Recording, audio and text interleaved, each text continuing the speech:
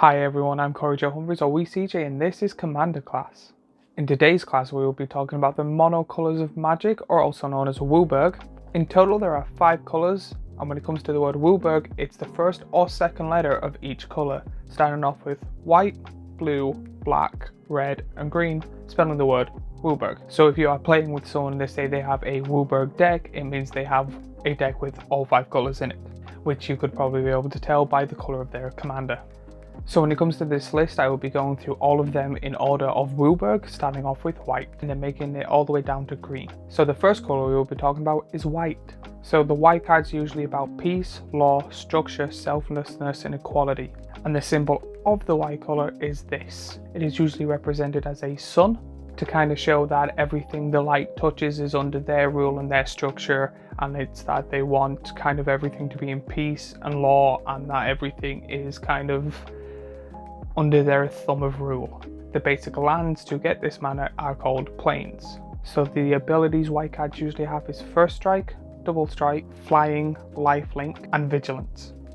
When it comes to these type of keywords, I will be going over each one of them in more detail, but for the basics, first strike you usually hit first, double strike is you hit twice, flying usually means you fly over your enemies and can only be blocked by other flyers or creatures with a keyword called reach. Lifelink is if my creatures hit you, I gain life equal to the damage they do. And then vigilance is when you attack, usually tap your creatures to say that they are attacking. Vigilance means they do not tap. So if you don't know how all these keywords work, I will give a quick example of what they do in later videos. Just for now, I'm just saying the basics of what they do. The main creature types you usually see are angels, Kirin, unicorns, spirits and cats. Kirins are kind of like their own type in the Magic universe. I will show one on the screen now, and they all are kind of like a creature type, like a certain tribe of people. So Magic the Gathering usually have a lot of their own creatures or creations. I'm not sure if this is one of them because it could be through many other things. The second colour we will be talking about today is blue. This is usually represented by the U in Wooburg because they didn't want to call it WBBRG, so they used the second letter for blue. So blue cards are known for knowledge, dissent, caution, deliberation and perfection. And the blue symbol is this here. It is usually represented by a blue kind of water drop. Most of the blue cards in Magic the Gathering are usually some form of water creature or things seeking knowledge, or things having thirst for knowledge. The lands that produce blue mana are also called islands. The main abilities that blue cards have is flash, flying and hexproof. So flash is usually if you have the mana, you're able to play permanents on other people's turns if you have the mana for them. Flying is, as I said before, they can only be blocked by other creatures with flying or creatures with reach. And then hexproof is, the easiest way to explain hexproof is it cannot be targeted by spells opponents control. So if someone has a spell like saying murder that says destroy target creature, you cannot pick the one that has hexproof. The main creatures you will see in blue are merfolk, moonfolk, ocean creatures, sphinxes and rogues. The reason I say ocean creatures is that there is a lot of them, so I just kind of bundled them into one group. And then moonfolk, again, I'm not sure if it's from another thing, if they've been created before, but moon people are kind of like from the moon, and here is an example of one of them. Thirdly, we will be talking about the color black. So when it comes to black cards, they're known for power, self-interest, death, sacrifice and inhibitedness.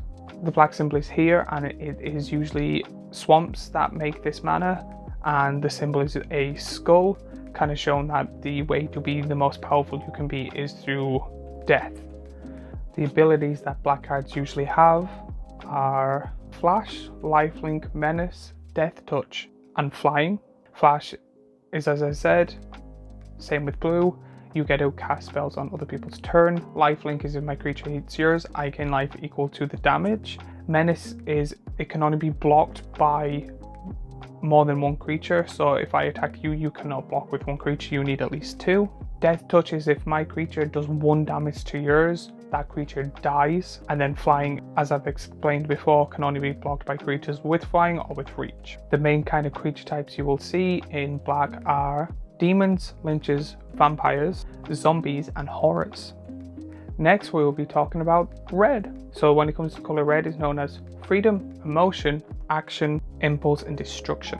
The symbol of the color red is the red pip here, which is a fireball kind of spinning in a circle, or it looks like it will be spinning in a circle, to kind of show that they are raw emotion, they want to be free, and anything in their way will get burnt. So the main keywords when it comes to red would be menace, trample, haste, first strike, and double strike.